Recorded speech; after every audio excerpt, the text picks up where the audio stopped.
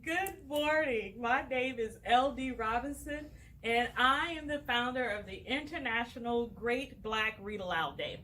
It is where we're giving voice to words written by Black people all around the world.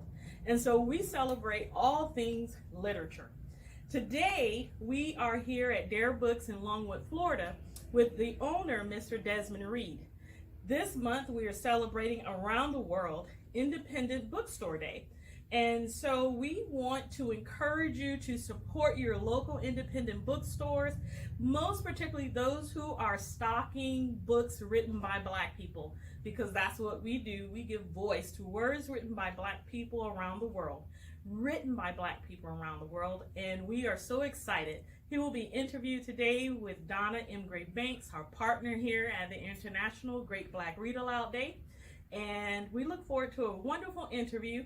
And we look forward to you getting out and supporting your independent bookstores. Thank you. Good afternoon, everyone. We are at Dare Books, and this is Independent Bookstore Month. And we're here under the direction of L.D. Robinson, who is the owner, operator, and founder of Ladero Press, and I am the host, Donna M. Gray Banks, and we are here with Mr. Desmond Reid. He is the owner of Dare Books. You know, I didn't ask you, what does Dare mean? Does it have a meaning behind it? That's one of the questions I did not put on the... It's Desmond A. Reid Enterprises.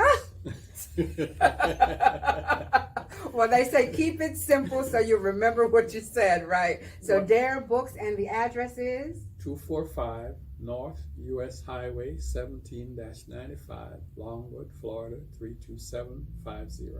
And Mr. Desmond has been here for 11 years. He has a long history of being in the book publishing and the book distributing business. And so thank you for letting us come here today on this Independent Bookstore Month. You're welcome. Yes. It's my pleasure.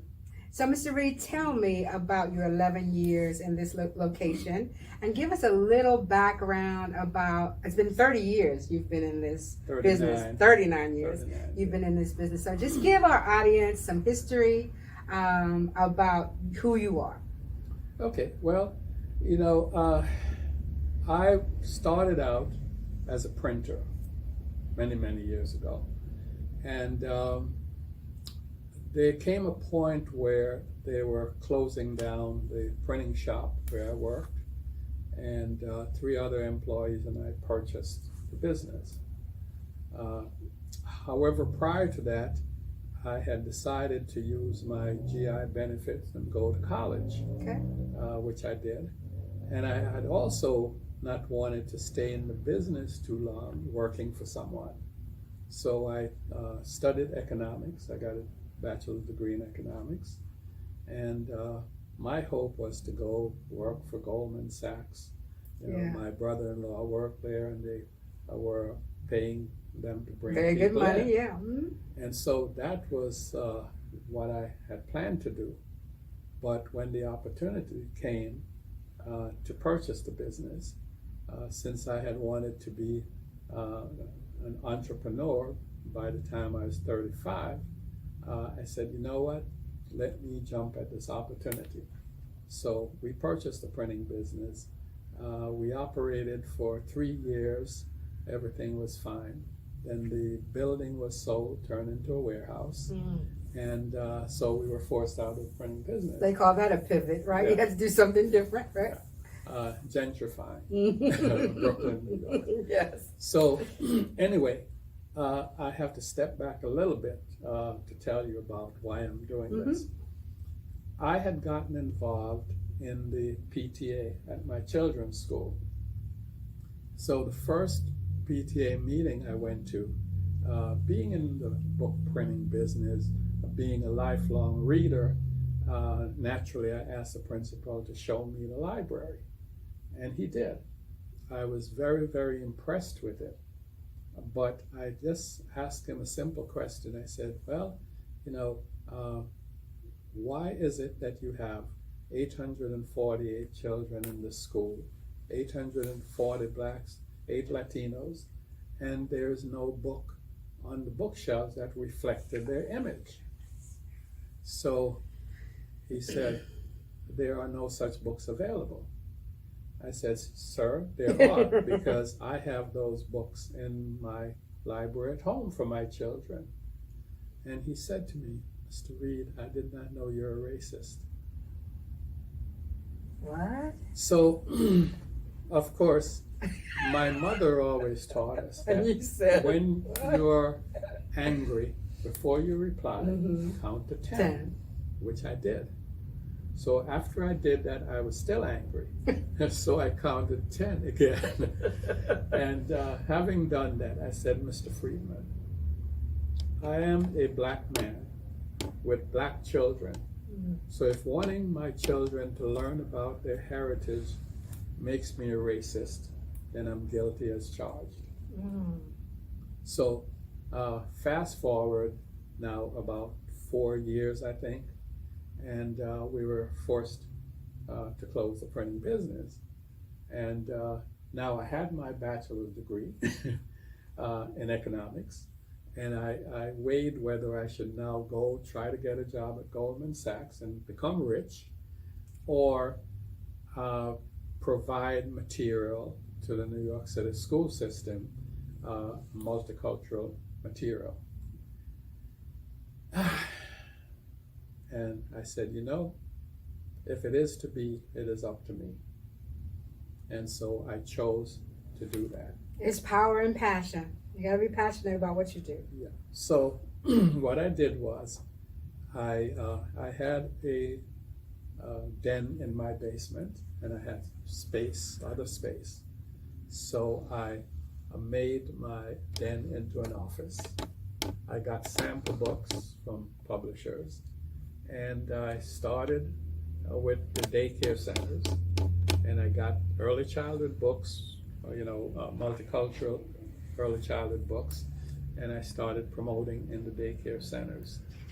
And then I worked towards getting a contract in the New York City school system to sell books. And Hey, how's it going?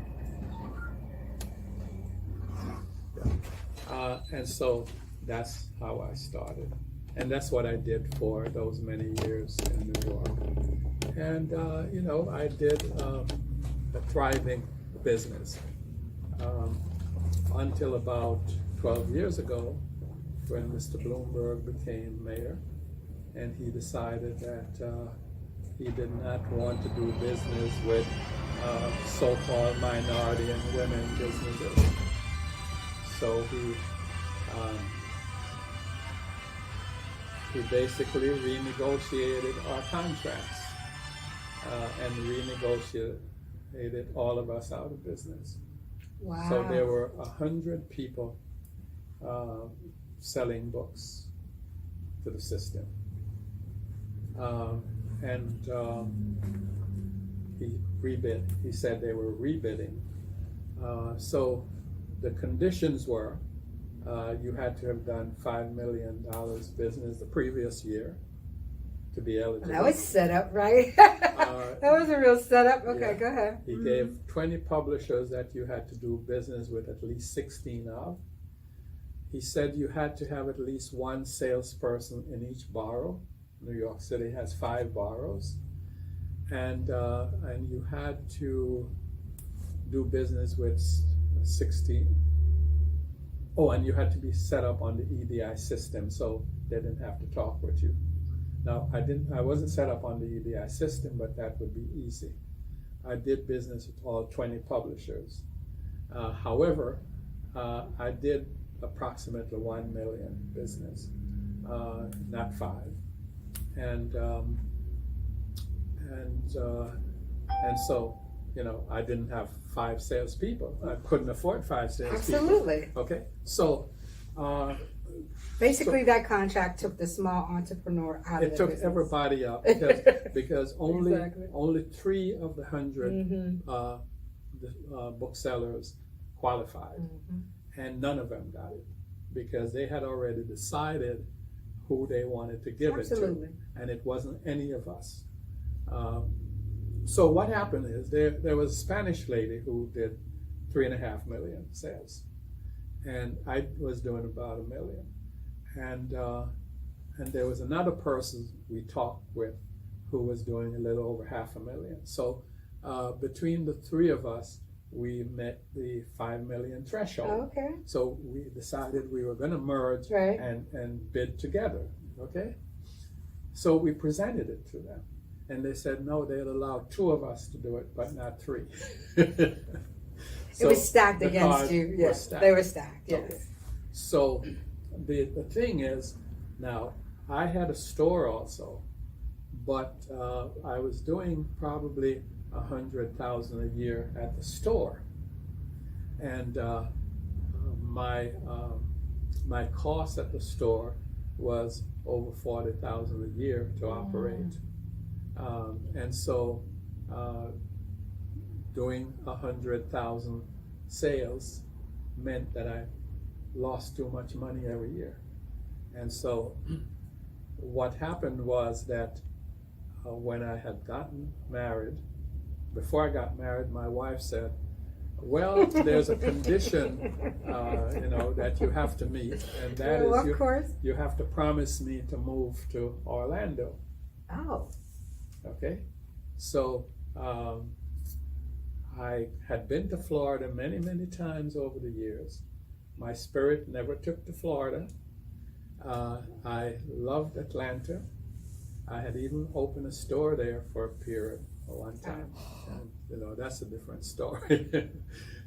So I wanted to go back to Atlanta, but she wouldn't have it.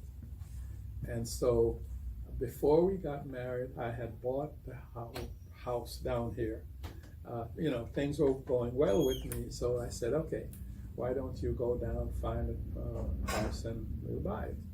So we bought the house even before we got married. And so she would come down when school was out and what have you. So she spent over 2 months a year here. And every year I'd go to Jamaica for 10 days. I stopped here for a week. I was happy, she was happy, But when they canceled the contract, she said, well, we got the house there, blah, blah, blah. We can't afford to stay here, the business. In Atlanta. No, in New York. In New York. In New Okay. York. The Atlanta store was a different Another story. story. Okay. Yeah, so we decided to come here 11 years ago. 11 years ago. So my commitment, and because I'm so committed to the business, I'm committed to the educational aspect of it. I said I would I'd give it 10 years to be profitable. And when I got to 9 years, I bought a 40-foot trailer and put in the back and started packing books in it, getting ready to close down. But I was approached by some young people, and they said, well, Mr. Reid, we can't afford to have you close down. We're going to work towards helping you make this work. And so I said, okay, I'll give it another year. Then the pandemic hit, so I said, it's not fair to just close down, because I did say I'd do the other year, so I'll give it another year. So I'm on the last committed year, so I've got to turn it around this year, or I'll retire. Well, we're here to help you. And I don't think that this will be the last time we'll be here. I don't think it'll be the last time that we broadcast the fact that you are sitting here in, is this Maitland? This is Longwood. Longwood, Florida, as an independent Black bookstore. You really must come see it. It has everything you think you can imagine you want to read about. So please come visit Dare Books in Longwood, Florida. But let's move on. So 11 years here, how have things changed over time? And why this space? Why this space? Well, I was looking around probably a year and a half before I came down here.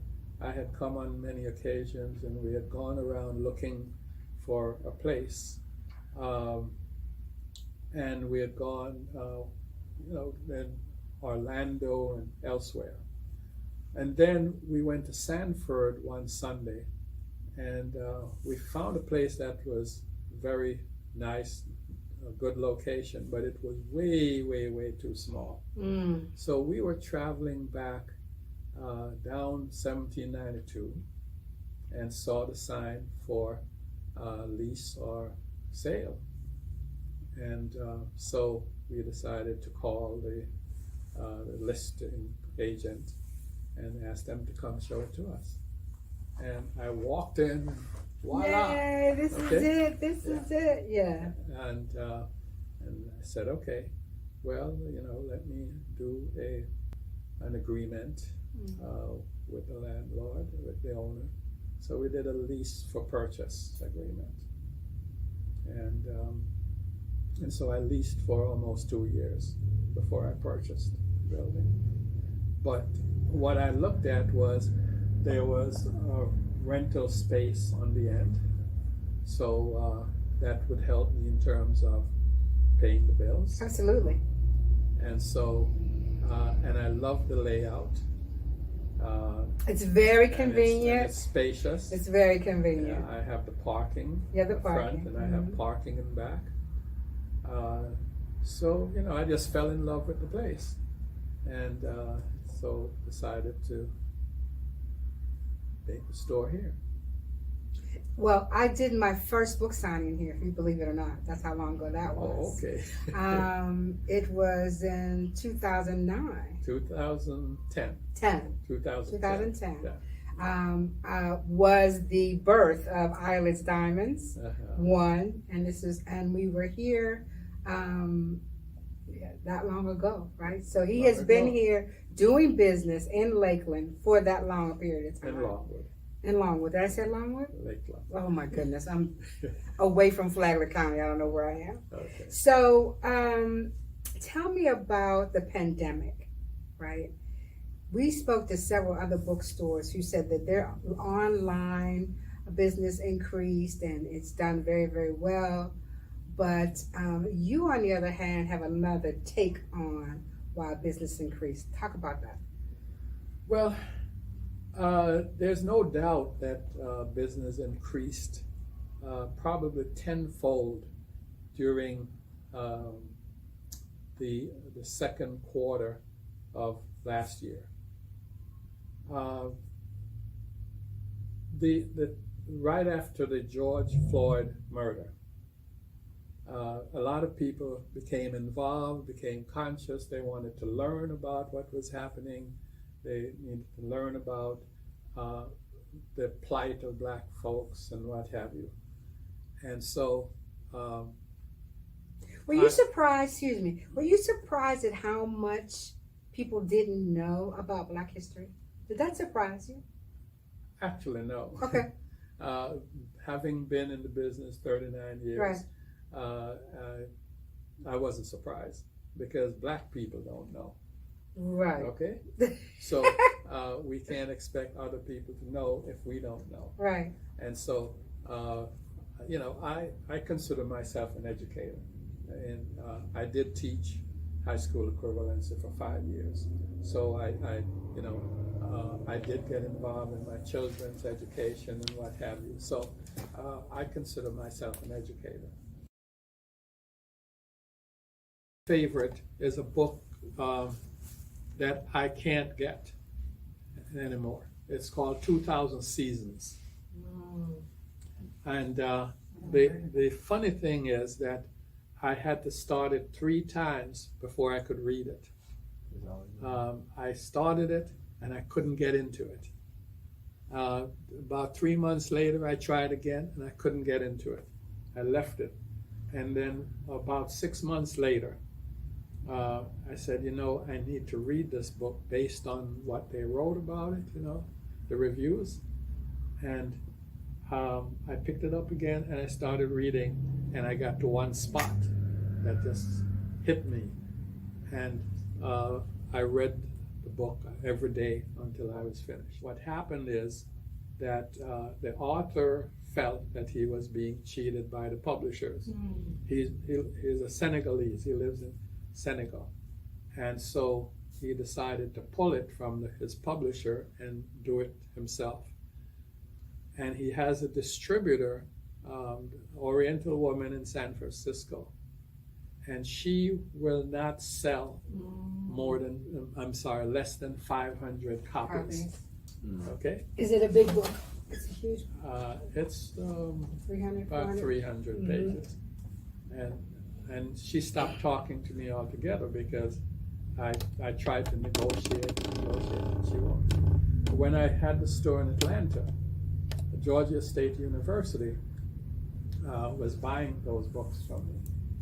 They were using it as a supplementary text. And I got cut off, and they wanted at one point 250 copies from it, and I couldn't get it.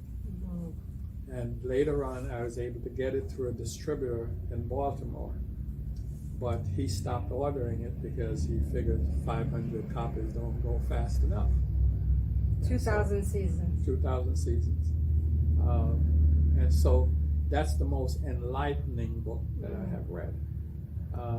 Because quite frankly, before I read 2,000 Seasons, I blamed the Africans for slavery. Because I said there was no way that a few Europeans could have come in here and take all these people out of the country unless they were allowed to do so, and whatever. And it's cruel for them to have allowed it, and they were selfish and blah blah. I blame the Africans. But as I read 2,000 Seasons, and I think it has reference to biblical time also, indentured servitude was always practiced in the old world. Always. And so it was also practiced in Africa. It was practiced in the Bible. But that was indentured servitude, where you owed a debt, or you got captured in war or something like that, and you got sold off to someone who had your services for 7 years. It was always economic. Yeah, but they had your services for 7 years. Right. Or you can find the biblical stories where they were in servitude as a marriage debt. Right, 7 years. And after 7 years, you were made free. You were given a dowry. You could even marry the slave master's daughter or something like that. It wasn't chattel slavery. And so when these people had the wars and they captured the losers, they would sell them off into slavery. And it was understood it was 7 years. They had no idea of the chattel slavery that was practiced in the West, Americas. in the Americas. Okay, and so and then when they started getting wind of it, they started to refuse to give any more people. And these people now by then were entrenched, and they had their guns, and they were shooting people and forcing them now to do it. So that was totally enlightening to me.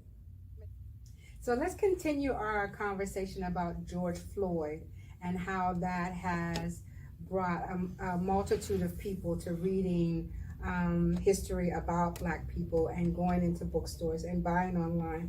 Tell us about how it affected their books. Well, I'm sorry. People were forced into a new consciousness.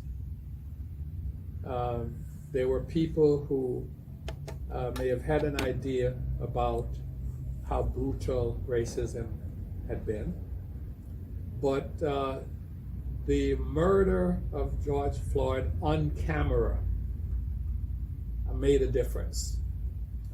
People who may not have recognized the seriousness of racism, the seriousness of police brutality, now had a chance to watch it as if they were at the movies. And so they became brutally aware of what was happening. So people flocked towards reading books that related to the Black experience. And so booksellers were brought to the forefront Mhm. because people now wanted to find books. And so we were partial recipients of that because I'm sure all the big booksellers also profited Oh, absolutely. very nicely. Yeah, very nicely. Yeah. But a lot of people sought out black bookstores to purchase the books from. Sorry. So I went from having maybe a dozen white people coming in here and buying books over the previous years.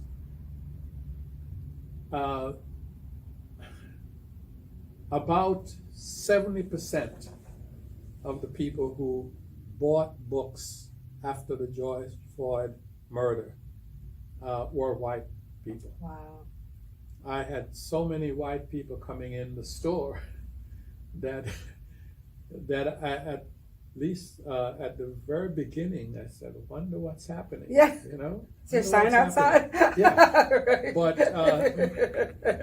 that was an encouragement to me Yeah. anyway, because it showed that a lot of people who might not have been paying attention before started to pay attention to what was happening. And so I was happy about it. I was happy about the sales, yeah, but I was also more happy about the consciousness. And the location, knowing the location, coming out. Mhm. Mm-hmm. Well, we have 2 generations since Rodney King, right? At least. So you have young people who never seen or understood the depth of what it means to see somebody, actually beaten, or George Floyd was killed on Yeah. camera. And then before that, we had Martin Luther King and Right. all those other people, all those children who were murdered in the church and all that. It's been going on. But I think what happens is that after one generation fights the fight, and we seem to make a little progress, We sit back. and the next generation thinks everything is okay because they don't see all of these things happening overtly. So they figure, hey, no need to get involved in that. That's not my fight. That was their fight. And you get weary. Yeah, well, the older folks We get weary. I am weary. I've been in I was this fighting thing. since 1972 for Listen, me. It's I've been in this since the late '60s. Right. I mean, I was actually since 1970 yeah. because I was in the service. And when you work for the government, Yeah, just I couldn't for a be fact, involved, you cannot do know. any kind of. Yeah, when Martin Luther King Jr. was Mhm. killed, I was in the Air Force. Mhm. But once I got out, I got involved, and so I've seen the flow and then the ebb as people got paid off or killed off. Right. The movement And that goes hand in slowed foot. and stopped, and Right. the generation, our children, my children, didn't have to deal with all that overt racism and Mhm. police murder and what have you. So they took it for granted that everything was okay, and whatever happened was in the past.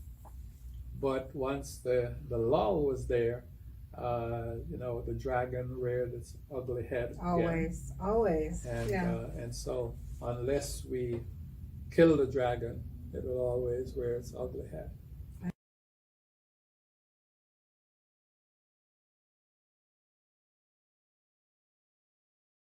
But later on, as I said, in my business, I talk with people all the time. I go to conferences, I meet people from all over, we talk, people from all over the world. And so I'm in the habit of talking. So in talking to a lot of people about a lot of things, I heard a lot of complaints from black people, about why they have not been successful and the white man does this, and the white man does that, and the white man does not allow them.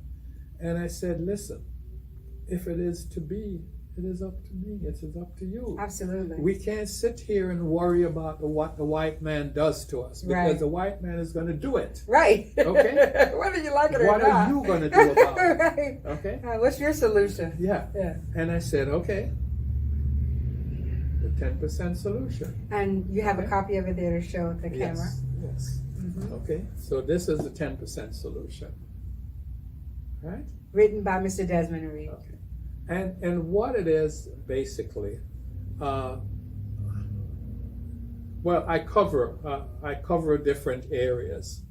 Okay, I have been fortunate to have been a teacher. I've been involved in political endeavors, not as a candidate, because I'd never run for office. You have to tell lies. If you tell the truth, you'll never get elected. Well, there's Okay. that. And you have to tell lies about what you can do for people, Right. because otherwise they're not going to send you to Congress or wherever. And the truth is, if you're in Congress, you can't do anything for the first 5 to 10 years because you don't have seniority. Until you have a chair, you don't have any clout. Right. So on and so You forth. have to be Whatever vetted. level. You have to be vetted. Precisely. Right. Mhm. And so, you know, I wrote about that because I've been involved. I was vice chair of my community board and also chair the social services committee. I was involved in a lot of other things, Coalition for Community Empowerment in New York and what have you. So I had the political experience to write about what we need to do politically. I've been involved, I've visited in lots and lots of churches, different denominations, Mhm. and I know about all the ministers who are stealing in the name of the Lord. Amen. In addition to the role of the black church in our empowerment to the extent that we have any. Okay? Exactly. So I covered education, I covered politics, and I have a degree in economics. So I did that and I taught. So I did that, and I was in the military, you know, so I was a military policeman. So, you know, with all the different experiences You're an I had, entrepreneur. I'm an entrepreneur. So I said, you know what? Let me write a book that hopefully, if people read, they can at least have a blueprint for what might be possible. And so I did the 10% solution. Hold that up again for the camera for us. And so you have 3 other books that you either published or were a part of. Could you talk about those really quickly? Okay, I have more than 3. The ones that we have Okay. next to you. All right. Thank you. So, my first publication was the Black Mother Goose book. And actually, I came across this when I was in the printing business. There was a gentleman, Mr. Shares, who lived in Baltimore, and we used to print books for him. Unfortunately, he died owing us money, and we tried to negotiate with his wife. They had gotten divorced, and on his way from the divorce court, he had a heart attack and he died. So You've had some situations. So we had to negotiate in order to get paid, and Right. his wife, ex-wife, or whatever at the time, was not willing to part with any money. So we negotiated to get some of his books, which I would then have to sell in order to get paid. So in the packages of books that I got, the boxes of books, there were 285 copies of the Black Mother Goose book. So when I went through it, I saw this book and I read it, and I was intrigued with it. So I had friends and family in different places, different states and what have you. So I sent off copies of this book to each of these people. And I said, show it to your friends and others and see what the reaction is. And I got nothing but great reaction. So I sought out Elizabeth Murphy Oliver, who is the one who put it together. Her family owned the Afro-American newspapers in Baltimore. And I convinced her to sell me the copyright. And so that's how I acquired it. And it has kept me in business. I have sold about 135,000 copies of it. Okay. So. I can hand it here.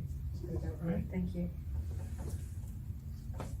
Now this, the vitamin D, correcting the vitamin deficiency syndrome, was written by a librarian, a former librarian in the New York City school system.